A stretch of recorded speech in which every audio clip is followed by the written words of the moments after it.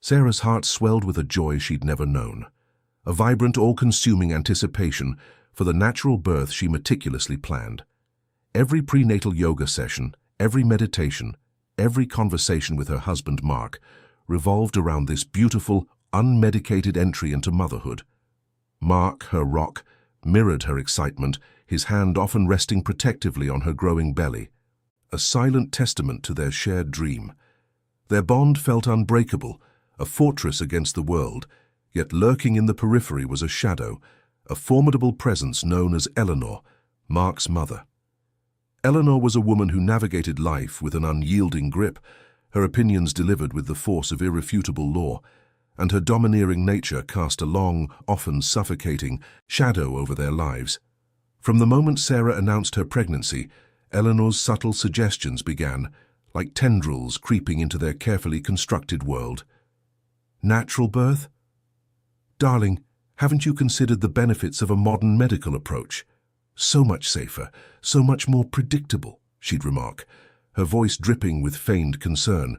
Sarah's preferences, her deeply researched choices, were dismissed with a dismissive wave of Eleanor's perfectly manicured hand. Mark, caught between his wife's wishes and his mother's formidable will, tried to mediate, his gentle attempts often swallowed by Eleanor's authoritative pronouncements. He loved his mother, but even he struggled to stand firm against her unwavering conviction that she always knew best. As Sarah's pregnancy progressed, Eleanor's interference escalated from subtle to overtly controlling. She insisted on being present at every single prenatal appointment, her presence a constant, scrutinizing gaze. Sarah would catch Eleanor whispering to the nurses, or subtly questioning the doctor's recommendations, always pushing for a more traditional hospital birth, away from the serene birthing center Sarah had chosen. Eleanor even went so far as to suggest a different obstetrician, one she claimed was more experienced and less prone to New Age fads. Sarah felt an increasing isolation, her voice muffled beneath the weight of Eleanor's insistent narrative, her dreams for her birth slowly being chipped away. The tension finally snapped over a seemingly trivial matter: Sarah's diet. Eleanor, scrutinizing Sarah's plate during a family dinner, declared, "You simply must cut out those leafy greens, Sarah. They cause indigestion, and you need all your energy for the baby. I've already spoken to a nutritionist about a proper meal plan for you." A wave of indignant fury washed over Sarah. This wasn't about advice. This was about absolute control. "Eleanor," Sarah said, her voice trembling but firm, "my diet is my choice. My birth plan is my choice. I need you to respect that." The air crackled with unspoken animosity. A temporary rift formed, a silence stretching between them like a taut wire. As Eleanor left that evening, her parting shot, delivered with chilling certainty, echoed in Sarah's mind. "I just know what's best, dear. Always have." Weeks later, a strange quiet had settled, an uneasy truce. One afternoon, while helping Mark organize some old documents in his childhood study, a task he'd put off for years, Sarah stumbled upon a forgotten box tucked deep within a dusty cupboard. Beneath a stack of old textbooks, her fingers brushed against a thick, sealed envelope. It was addressed directly to Eleanor, in elegant, archaic script and emblazoned with a stark red stamp. Confidential. Medical. A shiver traced its way down Sarah's spine. A growing sense of unease, a cold tendril of suspicion began to coil in her stomach. With trembling hands, she carefully broke the seal. Inside, nestled amongst layers of aged paper, was a file. As Sarah pulled it out, the camera would zoom in, focusing on the label. It was a detailed medical report, not her own, but for a birth that had happened years ago, with Eleanor listed prominently as a key stakeholder. Before we continue, subscribe to the channel and tell us in the comments where you are watching from. The file, crisp with age, unfolded a story far more insidious than Sarah could have ever imagined. Her eyes scanned the meticulously typed pages, each word a cold, hard fact revealing a manipulative scheme orchestrated by Eleanor decades ago. It wasn't just a medical report, it was a chronicle of control, a chilling blueprint of how Eleanor had aggressively intervened in another woman's birth, culminating in a secret adoption plan. The birth mother's name, unfamiliar yet haunting, was accompanied by a faded photograph, and a jolt went through Sarah as she recognized a striking resemblance to a younger Eleanor, a ghost of her mother-in-law staring back from the past. The blood drained from Sarah's face. This wasn't merely about influencing a diet or a hospital choice. This was about hijacking a life, about a profound and disturbing need for absolute dominion. A chilling realization dawned upon Sarah. Eleanor's controlling behavior wasn't an isolated incident, a new development spurred by Sarah's pregnancy. It was a deep-seated pattern, a twisted legacy of manipulation woven into the very fabric of the family. She recalled Eleanor's cryptic remark, "I just know what's best, dear, always have," and the words now echoed with a sinister historical weight. Sarah's mind raced, connecting the dots, each revelation a fresh stab of fear and revulsion. She desperately needed answers, but the truth felt too immense, too dark to bear alone. She thought of Mark, his gentle nature, his unwavering support. Could he truly be oblivious to such a profound deception within his own family? Or was he simply too deeply enmeshed in his mother's web to see it? The file also contained a tiny, faded photograph of a baby, clutched in a swaddling blanket, and attached to it in Eleanor's unmistakable elegant script, a small triumphant note that simply read, "Mine." When Mark returned home, Sarah met him at the door, the file clutched in her trembling hands, her face a mask of disbelief and pain. "Mark," she began, her voice barely a whisper, "we need to talk. About your mother." She laid the file on the kitchen counter, its contents starkly illuminated by the overhead light. Mark's initial reaction was shock, then denial, his eyes darting between Sarah's accusing gaze and the damning evidence. "What is this, Sarah?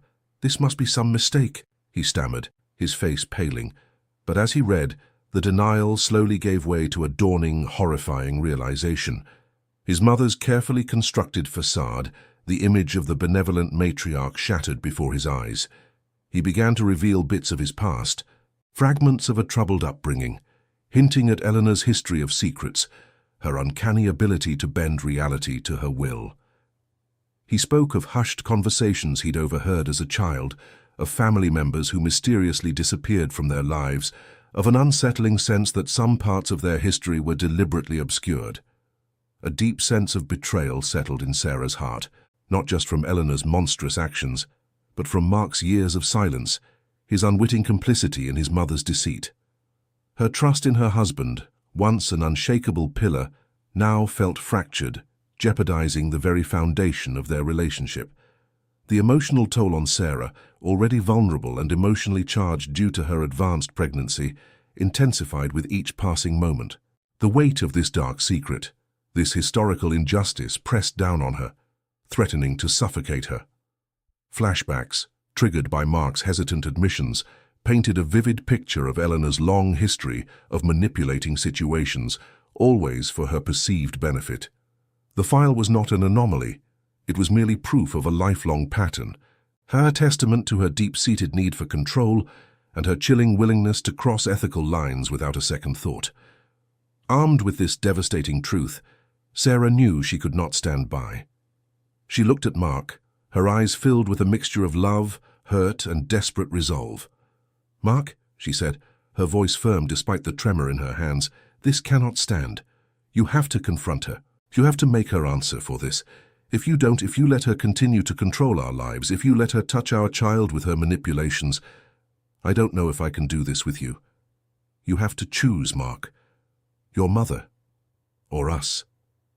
The heavy burden of choice, the future of their family, now rested squarely on Mark's shoulders. The silence in the room was deafening, punctuated only by Sarah's ragged breathing and the frantic beat of Mark's heart. He stared at the file, then at Sarah, then back at the file, the weight of her ultimatum pressing down on him. There was no escape, no easy path. He knew with a chilling certainty that Sarah was right. He couldn't let his mother's shadow fall upon their child, not after everything. Taking a deep, shuddering breath, he nodded, his jaw set with a grim determination Sarah had rarely seen. "You're right," he whispered, the words heavy with resignation and resolve. "We'll confront her. Together." The confrontation happened 2 days later, in the sterile, overly ornate living room of Eleanor's sprawling home. Sarah stood beside Mark, her hand firmly intertwined with his, a silent bastion of strength. Eleanor, initially dismissive and radiating an air of condescending disbelief, listened with a tight, unreadable smile as Mark, his voice unwavering, laid out the facts. The damning evidence from the file spread across her polished mahogany coffee table. Her initial defiance was palpable, a wall of indignant denials and attempts to gaslight them, twisting their words, questioning Sarah's sanity, accusing them of fabricating lies. But Mark, fortified by Sarah's presence and the undeniable truth before him, refused to back down. He spoke of his childhood, the missing pieces, the unsettling feeling that had always lingered. As he recounted the fragmented memories, the carefully constructed facade Eleanor had maintained for decades began to crack, then crumble. Her eyes, usually sharp and calculating, blurred with unshed tears. The carefully coiffed hair seemed to droop, her posture shrinking. The woman who had always been an unyielding force of nature now seemed small, fragile, and utterly broken. The confession, when it finally came, was a torrent of raw, unedited emotion. Eleanor, her voice hoarse and trembling, revealed a lifetime of deep-seated insecurities, born from a childhood marked by abandonment and a desperate yearning for control. She spoke of her own mother's difficult birth, the loss, the feeling of powerlessness that had haunted her.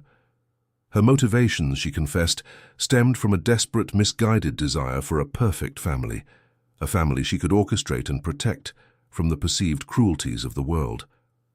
Each revelation was a fresh wound, a painful glimpse into the twisted psyche of a woman who had caused so much pain in her pursuit of an unattainable ideal. It was a moment of profound, agonizing vulnerability, a raw display of remorse that shocked both Mark and Sarah. Processing the painful revelations, the long, arduous journey of healing began. Sarah and Mark spent countless hours talking, dissecting the past, acknowledging the wounds, and beginning the slow, deliberate process of rebuilding trust. Their bond, though severely tested, emerged stronger, forged in the fires of shared trauma and unwavering support. They set healthy boundaries with Eleanor, boundaries she surprisingly respected. The conversation about forgiveness was challenging, fraught with tears and lingering anger, but necessary. They understood that forgiveness wasn't about excusing Eleanor's actions, but about releasing themselves from the burden of resentment, allowing space for their own family to thrive. Weeks later, the day finally arrived. Sarah's birth, a symphony of strength and vulnerability, unfolded exactly as she had envisioned. It was peaceful, empowering, a profound testament to her unwavering resolve. Mark was her rock, his presence a comforting anchor, and Eleanor, humbled and subdued, was present, not as an overseer, but as a quiet, respectful observer, her eyes filled with a newfound reverence for the miracle unfolding before her.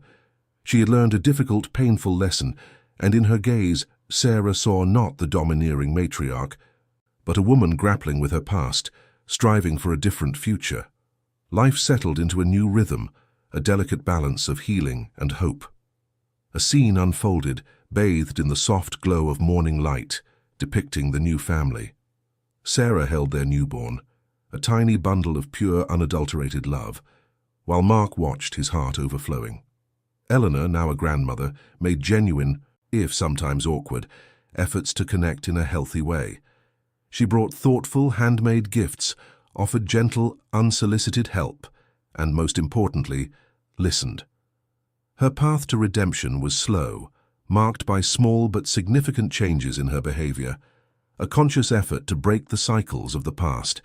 It was a testament to the enduring human capacity for growth and change, even in the twilight years. Sarah often reflected on her journey, the unexpected strength she had unearthed, the love that had not only prevailed, but deepened.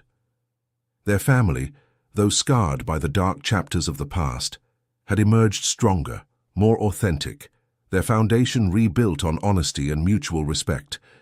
The final image was of Sarah, Mark, and their baby, nestled together, a portrait of hope, a powerful symbol of a future free from manipulation, a legacy of love and resilience charting their own